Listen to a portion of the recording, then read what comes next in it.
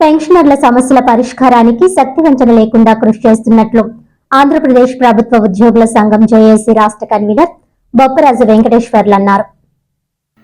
Kakinada pensioners భవనంలో శనివారం pensioners association అధ్యక్షులు పద్మనాభం అధ్యక్షతన జరిగిన సమావేశానికి బొప్పరాజు ముఖ్య అతిథిగా హాజరయ్యారు.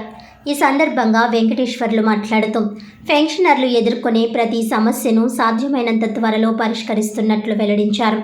రాష్ట్ర ప్రభుత్వం ఉద్యోగుల సమస్యలు పరిష్కరించేందుకు సుముఖంగానే ఉందని ఆయన ఈ సందర్భంగా గుర్తు చేశారు. సమావేశంలో పెన్షనర్స్ అసోసియేషన్ జిల్లా అధ్యక్షులు కె పద్మనాభం, ఇతర నాయకులు, పెన్షనర్లు పాల్గొన్నారు.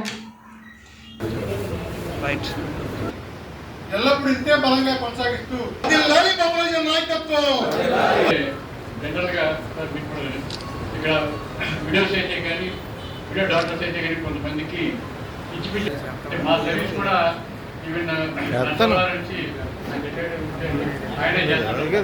క్వాలిటీగానే ఉందా? వారికి కాలతీర్థం అవుతుంది కాబట్టి వెళ్ళిపోతూ ఉంటారు. కానీ ఏంటంటే ఆయన రాత్రి కూడా మీటింగ్ అయిన తర్వాత ఆ మీటింగ్ మాకు ఆల్మోస్ట్ 11 అయిపోయింది.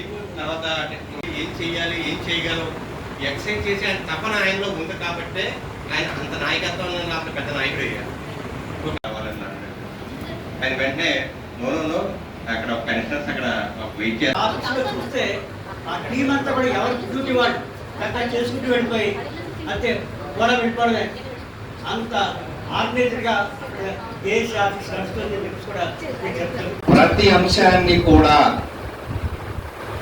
మీకు అంటే రిటైర్డ్ ఎంప్లాయీస్ సంబంధించినటువంటి అంశాలు ఏ వేదిక మీదైనా బాగా గుర్తుపెట్టుకోండి మిత్రులారా, ఏ వేదిక మీదైనా అది చీఫ్ సెక్రటరీ గారితో జరిగే సమావేశం కానివ్వండి, గౌరవ ముఖ్యమంత్రి గారితో జరిగే సమావేశం కానివ్వండి, గౌరవ మంత్రివర్యులతో జరిగే సమావేశం కానివ్వండి, లేదా జేఏసీ అమరావతి సమావేశాల్లో కానివ్వండి, మొట్టమొదటి సబ్జెక్టు రిటైర్డ్ ఎంప్లాయీస్ సబ్జెక్ట్ అవ్వాలి.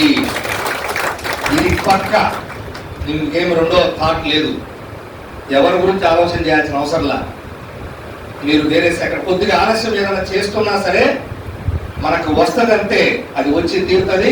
మన జేఏసీ అమరావతి ఉందని గుర్తుపెట్టుకోండి. రెండో ఆలోచనే లేదు. మీరు గమనించండి, గతంలో అందరం ఇబ్బంది పడ్డాము. జీతాలు లేవు, పెన్షన్ లేవు, టయానికి చాలా బాధపడ్డాము. ఎంత బాధపడ్డామంటే రిటర్న్గా లిఖిత పూర్వకంగా గత ప్రభుత్వ హయాంలో అయ్యా పెన్షనర్లకి ముందు ఇవ్వండి, ఆ తర్వాత బాకీ ఇవ్వండి అని లిఖిత పూర్వకంగా ఏపీజేసీ అమరావతి పక్షాన్ని రాసిచ్చినా సరే వచ్చిన సందర్భాలు చాలా బాధపడ్డాం. అయితే మనందరం ఊరట అంటే ఏదైతే సంతోషపడుతున్నామో అది చెప్పుకోవాలి, లేకపోతే ఎవరు క్షమించరు. ఈరోజు 1వ తారీఖు కల్లా పొద్దున్న 8 వాకింగ్ చేస్తుంటే టింగ్ మని శబ్దం వస్తుంది సెల్ ఫోన్లో. జీతం పడినట్టు, పెన్షన్ పడినట్టు. ఆ ఆనందాన్ని ఇచ్చినందుకు ప్రభుత్వానికి ముందుగా కృతజ్ఞతలు తెలియజేస్తున్నాను.